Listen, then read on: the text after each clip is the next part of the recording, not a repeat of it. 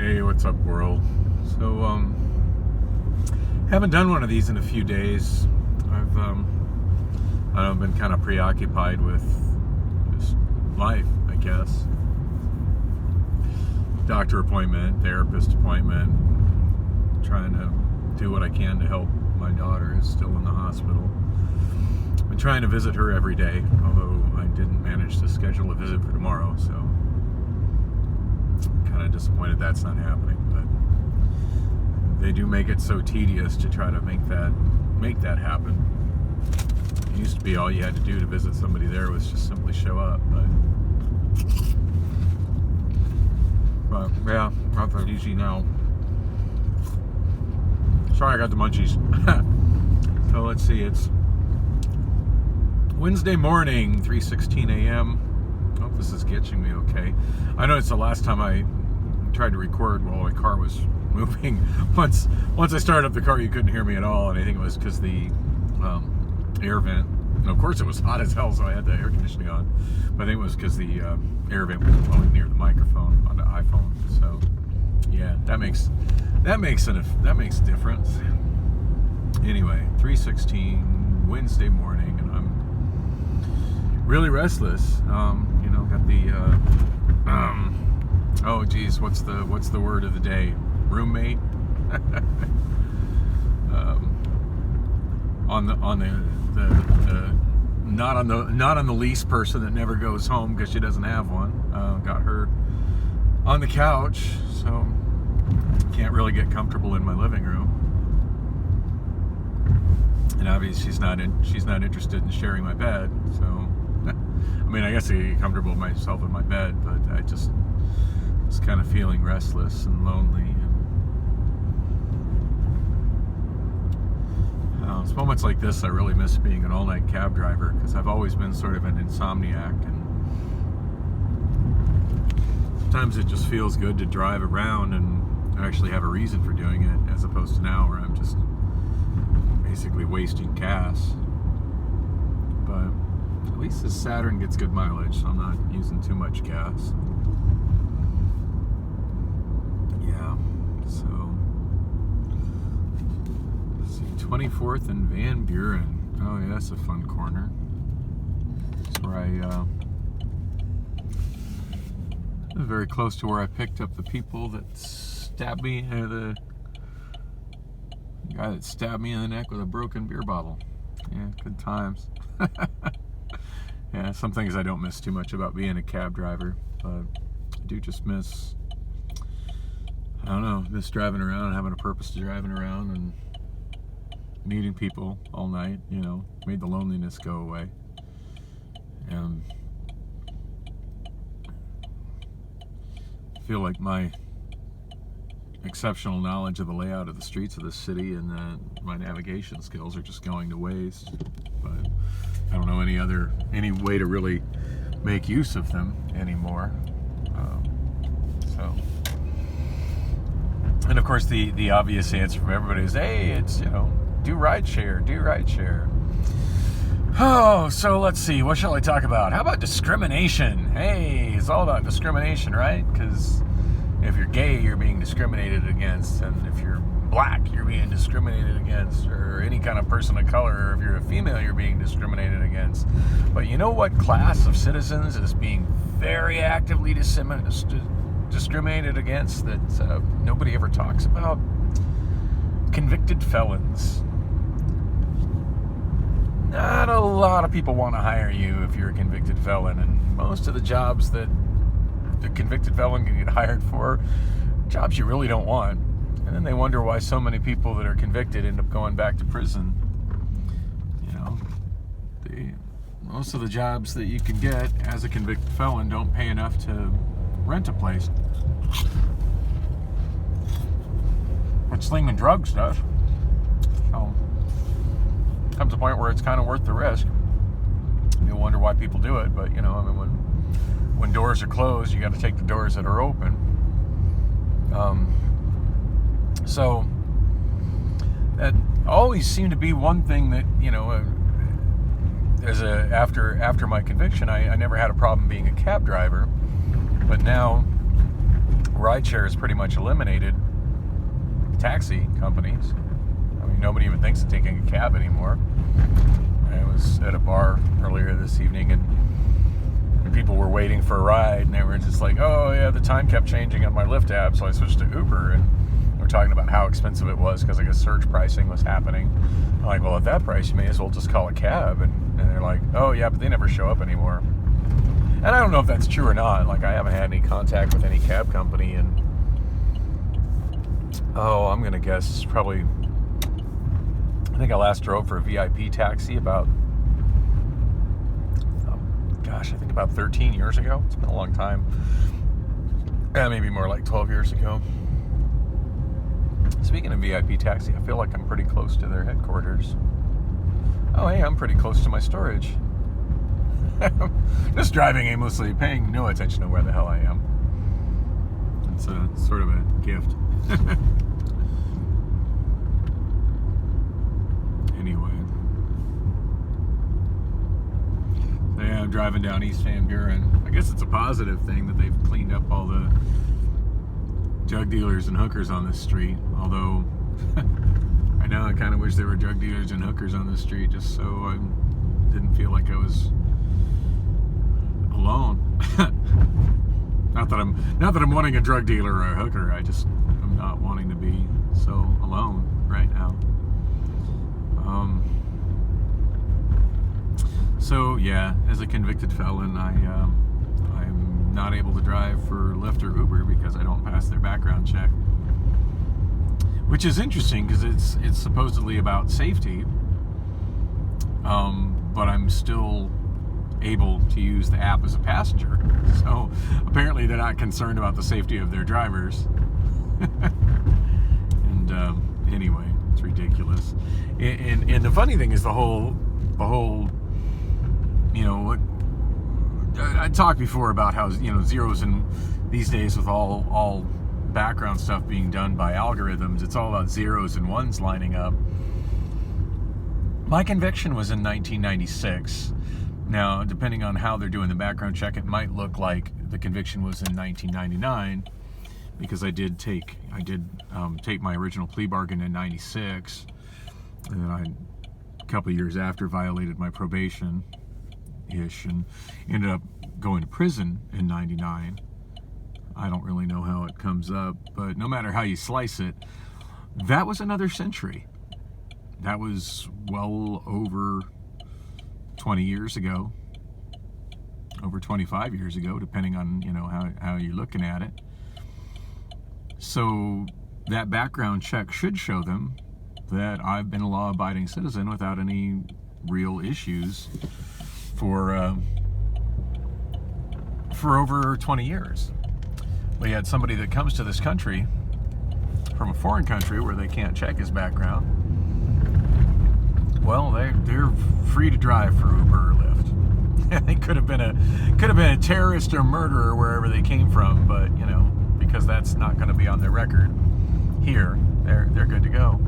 And somebody who's just barely old enough to do it, like my daughter's was able, I should go for Lyft, but I think she went with DoorDash and had no problem getting through. And this is shortly after her 18th birthday, and they can't check any record before her 18th birthday, so they have no idea what stuff she might have done as a juvenile. Yeah, she's good to go too. Meanwhile, it's another closed door for me. So yeah, I miss Lime. Lime seemed to be the one gig economy, sort of do my own thing and keep myself busy and give myself a sense of purpose and something to do that I could do without being shut down because of a background check. But of course now they're gone. I mean, I guess I could be home working on my eBay stuff, and I've been working on my eBay stuff, but kind of burning out on it. And at this point, like, the only thing that's worse than feeling lonely at home is feeling lonely at home when there's somebody there that you just really don't want there. So that's my reality now. So I'm driving on Washington Street now. I'm driving westbound. I'm just wasting time, wasting gas. Was listening to morning news with Gordon Deal, but I mean, everything that he's talking about, I already heard on the news yesterday. It didn't seem to be anything new. Now, I did hear an interesting new thing on the news yesterday about some startup transportation company.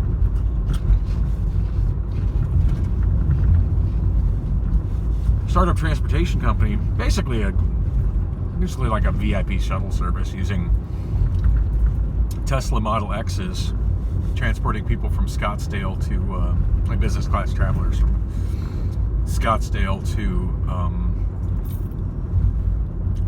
Tucson, which sounds, like, wow, that sounds like it'd be a great job.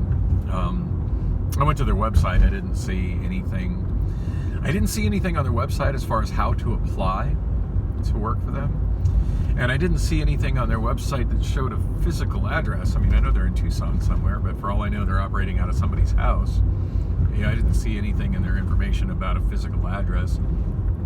And I probably could have done a little bit more searching and poking around, maybe found one, but there was a contact form. It wasn't even an email address. It was just a fill-in-the-blank web form, and I just gave them my name and my email address and said, I'd be interested in driving. I have a spotless driving record and 19 years experience as a taxi driver, VIP sedan driver, and transportation. I probably should have mentioned that I did driving for CPS for an extended period of time, but I didn't think of that until afterwards. I don't know, it's been a day, I haven't heard back. Okay, I think I put that in the morning. Anyway, I'm driving awfully near the offices of VIP Taxi. I don't know, things were kind of odd the way I left VIP Taxi. I don't think I left under particularly bad terms, but I didn't leave under the best terms. Oh yeah, there it is. Can we see it in the video? Probably not. Yeah, that was it. I thought of going back there, but who knows what that's like. I definitely left yellow under really bad terms, so I don't want to go there. And Discount Cab no longer exists. They've regrouped under some other name. I don't know. I did call 602-253-5000, and then there was a recording. I said what they were. But I don't know. I guess I could do that sort of stuff. But at this point, I've been turned down so many times over automated background checks that I'm just really paranoid to apply for any kind of anything for fear of former convicted felon discrimination. It doesn't really matter how long ago your felony was or how much you've taken care of your issues. That discrimination just goes on and on. It stays with you for life. It's a life sentence. The only way you escape that is death. Which I'm not saying I'm ready to die, but it's with so many doors that are closed on my future, it feels like dying is the only way to solve that problem. It's a depressing thought, but it's just kind of how it feels. I mean, there's nothing I can do to make that disappear off my record. Nothing I can do to change the fact that people make decisions based on things that happened half a lifetime ago, as opposed to what things are like now. Of course, things right now aren't so great either. I mean, I know my mental health has been kind of slipping, but aside from feeling massively depressed, I feel like that's a lot better now.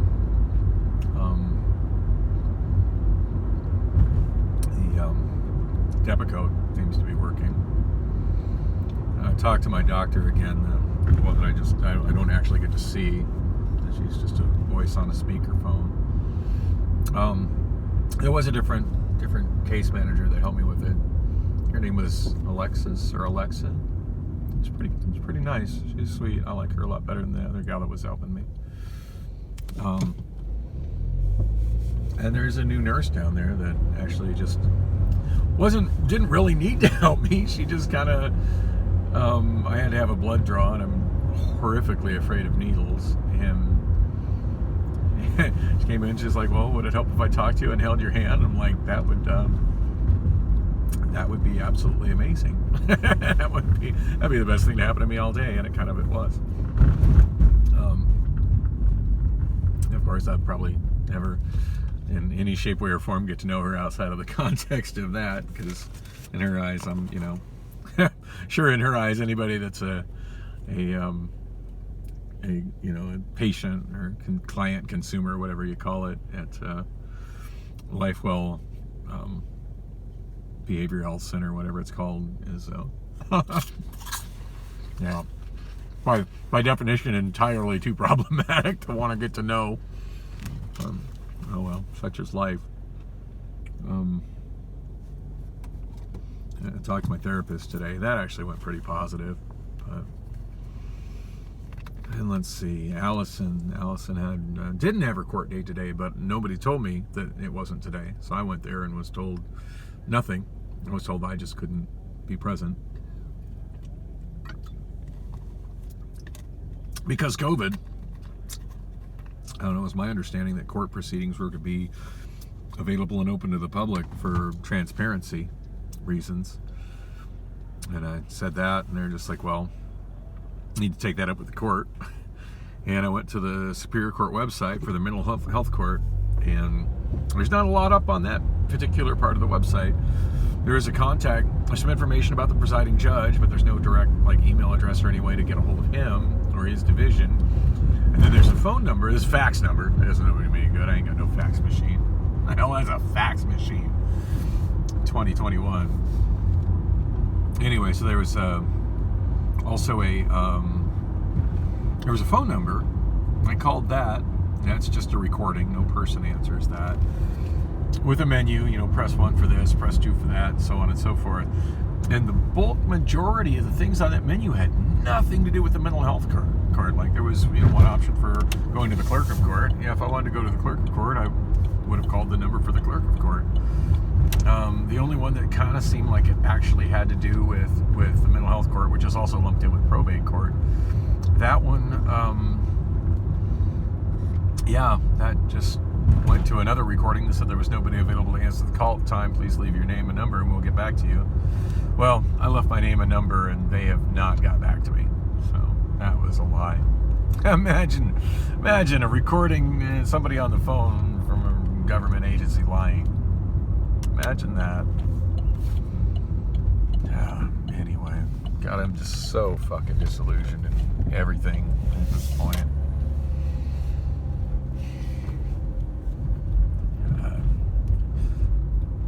Be so happy if I just had the old chatter of the dispatch radio. We're sometimes just driving around these streets at 3:33 in the morning, just driving around, listening to my music, and I didn't listen to news radio at all back then. Didn't listen to much radio at all, music radio back then. I just always had my CDs or my cassettes, and just listen to my music and the chatter of the dispatch radio. Sometimes there wasn't a lot, but there was always something. I mean, from where I'm at right now, I used to love driving back roads like this, just to get a better feel of which little back roads could get me across town as quick as major streets. And this one's always been one of my favorites, Oak Street, across East Phoenix. 35 miles per hour. I'm not even sure the speed limit offhand. It's, wait, there it is. So it's 30. Or was it 35? It's so hard to see the signs at night. At any rate, people drive 30, 35 on it, and the lights are timed pretty well. Yeah, I might be driving here, and if I heard something go out, pending or around, I'd go anywhere from West Mesa to Sunny Slope to downtown Phoenix to Tempe. I'd take any of that. I mean, I'm coming up on 32nd Street, and I could always hang a right and be right on the 202, shoot west into Mesa or Tempe, or east into Mesa or Tempe really, really quick. Or I could, shoot west into downtown Phoenix. I might even take anything off of McDowell on the west side if I, 202 to the 10 is quick when there's no traffic at 3:30 in the morning. I mean, these lights are well timed on this road. But yeah, that's a skill set that just isn't needed anymore. And every time I am in a rideshare thing, like, nobody has that kind of knowledge of nobody's doing that kind of interaction anymore. And it has that kind of knowledge of the streets and everything. They're just taking whatever the algorithm throws at their phone, and they hit, yes or no, push the button on it, and then they listen to the little robot voice tell them how to get there, follow those directions, even if those directions are not good. And for me as a seasoned cab driver, when I'm riding in a Lyft or an Uber, I a lot of times hear that those directions are not good.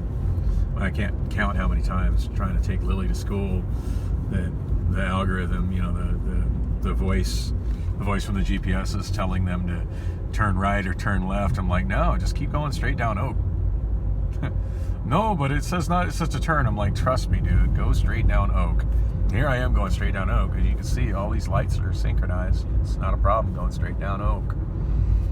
But, I don't know. That algorithm just isn't programmed to do that. Everybody's thinking with their computers, not their brains. I don't know. I don't know what the fuck I'm doing with my life. I ran into an old friend today, Dave. He used to go by LHD, but he didn't want anybody calling him LHD anymore. But anyway, it's good to see him. But yeah, I talked to the bartender. I'm still passing out cards, trying to get some more karaoke going on. And I talked to the bartender at this place, and she's like, "Well, actually, yeah, we're looking to do some more karaoke. I'll, take your card. How much do you charge tonight?"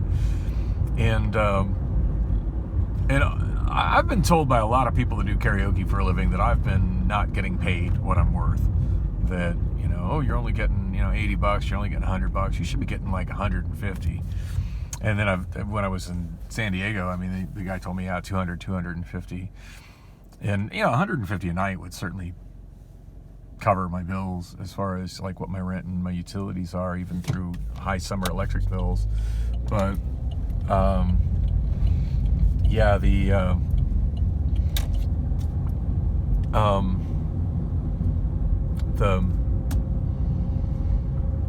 but yeah, I mean, I've taken gigs because it sounded fun. And then, well, we'll feed you, we'll get you drinks. At this point, I'm really not looking to get drunk. I'm looking to pay my bills, and not really wanting to drink.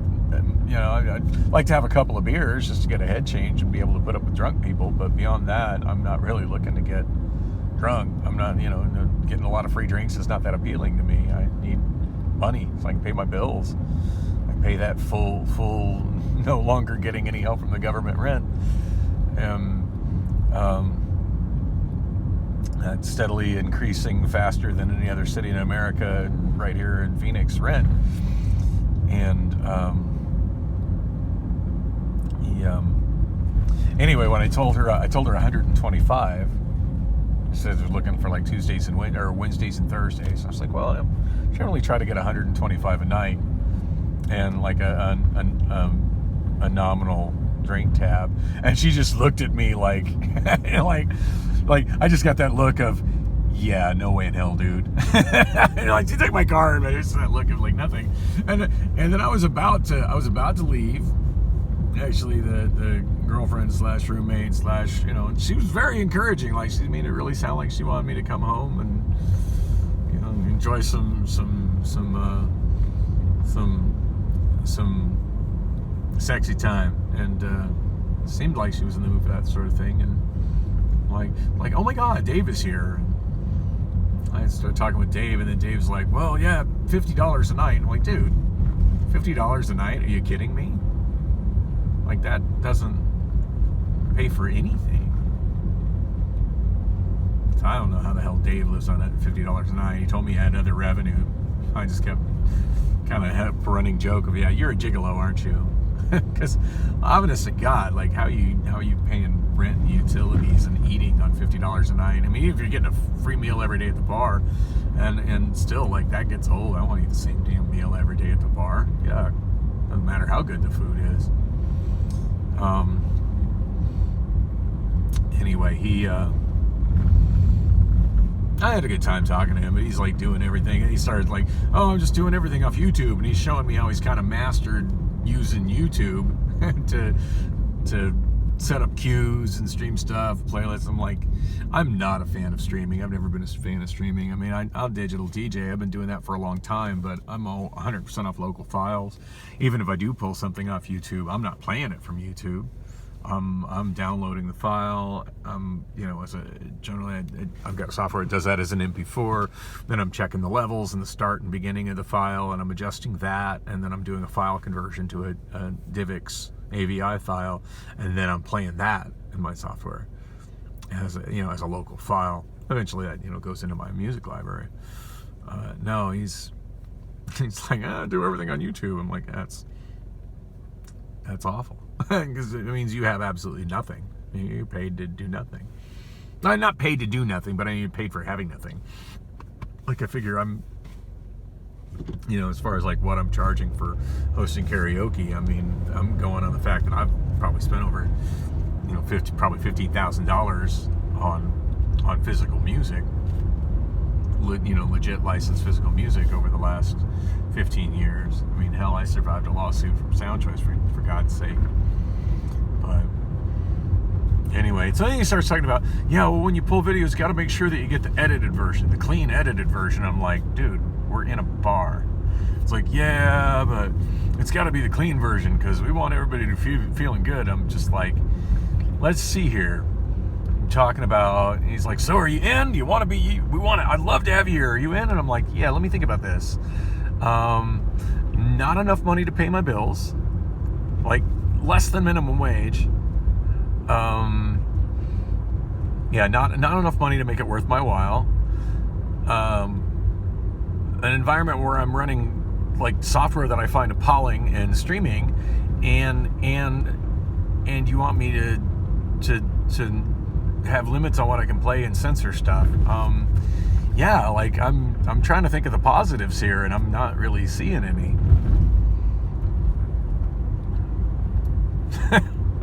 I did tell him I go there tomorrow, and I probably will go there tomorrow, just to see what it's like.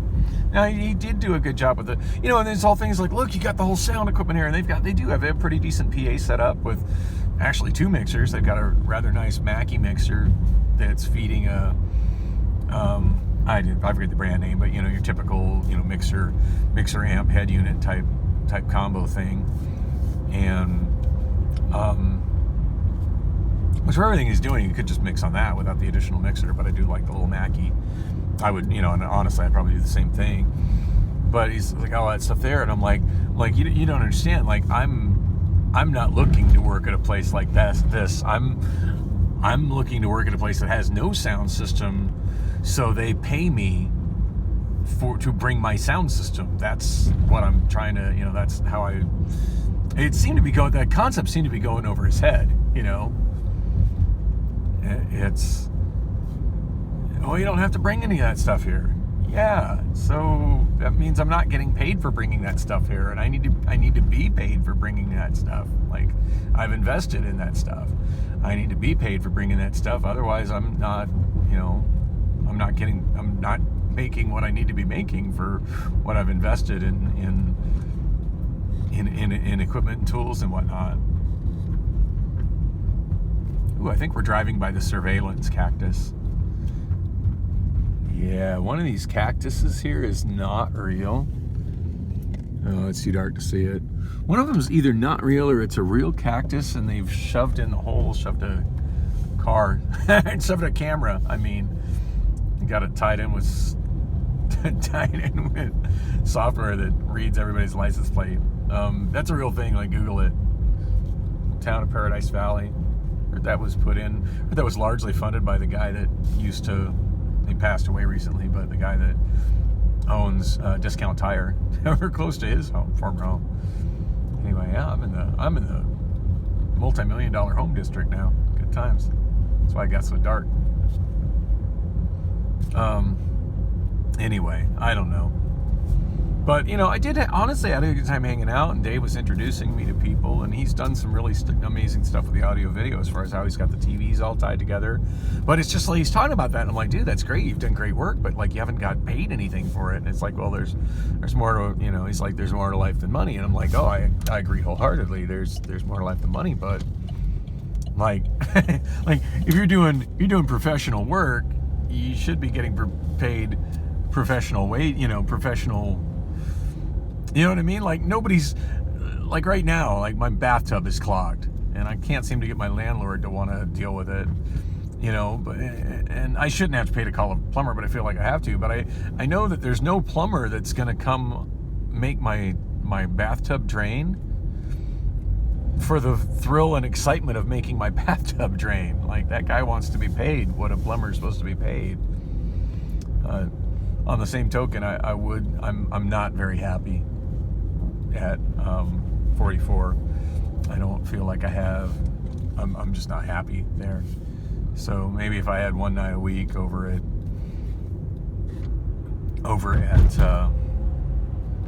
Gabby's, a place called Gabby's in Mesa. If I had one night a week over there, maybe that I'm, but God, $50 a night. That's, I mean, my God, I could probably do that just walking around picking up cans. Anyway, world's so frustrating. I don't know what's going on with my future or anything. I just know I'm driving around because I'm not even comfortable in my own home when I've got somebody that wants to exist on my couch. And she said she doesn't want to. Said one of her problems for moving out is I can't afford a place. It's so expensive to get an apartment. But she hasn't even offered to chip in on rent. So there's that. I don't know. Something's got to change. There are days I just want to put everything in storage and drive off. And I think if I still had my Social Security, I probably would even do that. Just in my car for a while, just for the adventure, just change of pace, because I'm so frustrated and disillusioned with life. I mean, obviously I can't take off now, not till Allison's, back out of the hospital and in a more stable environment. But God knows what I'm doing about Lily. I don't even know where the fuck Lily is. Anyway, wow, 32 minutes. You bared through this to 32 minutes. I've talked to myself for 32 minutes. Yeah, I should stop. I should go home, lay in bed, maybe listen to some YouTube. Have Tim Pool read me a bedtime story. Catch up on the latest of, actually there's a new Project Veritas video where somebody from CNN on Tinder, supposedly somebody on CNN was bragging to somebody on Tinder about how, yeah, they did propaganda, they're all propaganda. Tell me something I don't know. But I dozed off listening to that one, and it's like, yeah, was he doing that because, he's really doing that, or is he doing that because he's on Tinder trying to get laid? Hey, or I could do that. I could get myself on Tinder try to get laid, but I don't know. Like, the more I look at Tinder, the more I just hate. the more I hate 2021. Like, wow, is this what